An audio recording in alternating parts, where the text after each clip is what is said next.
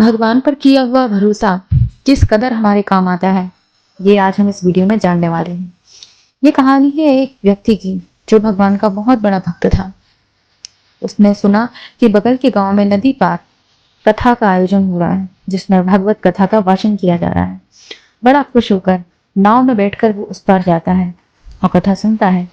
कथा में उसको क्या सुनाई पड़ता है, उसमें जो महात्मा जी होते हैं वो कहते हैं कि भगवान पर किया हुआ भरोसा हमें भव सागर से पार करा सकता है।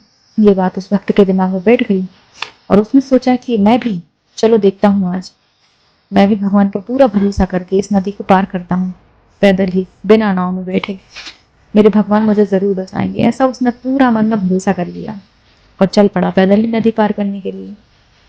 जोर जोर से भगवान का स्मरण करता हुआ, बिना इस बात की चिंता किए हुए कि मैं डूब जाऊंगा या मुझे कुछ हो जाएगा, वो बस स्मरण करता रहा और चल पड़ा।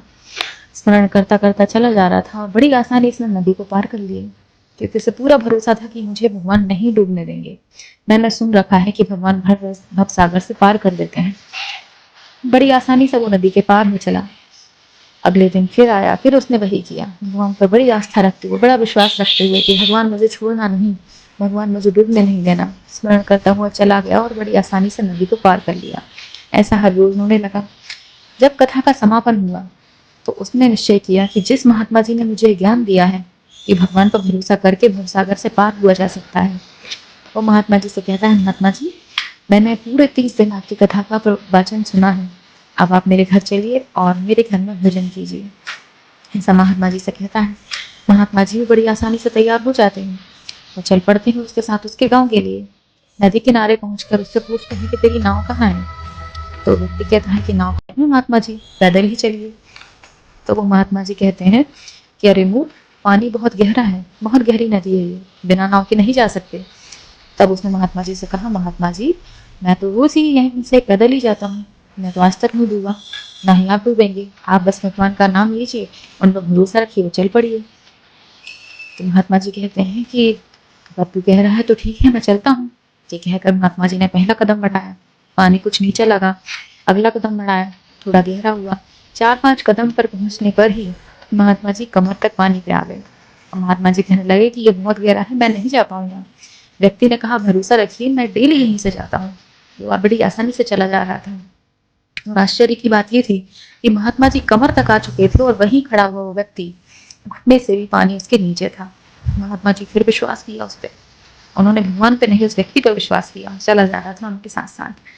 कुछ दूर पहुंचने पे महात्मा जी से रहा नहीं गया, उनका कमर से क्या उनकी छाती से भी ऊपर पानी आ चुका था और वो लड़खड़ा कर गिर पड़े, वो डूबने लगे। महात्मा जी डूबे जा रहे थे। उस व्यक्ति ने महात्मा जी का हाथ पकड़ा और वही स्मरण करता हुआ चला जा रहा था।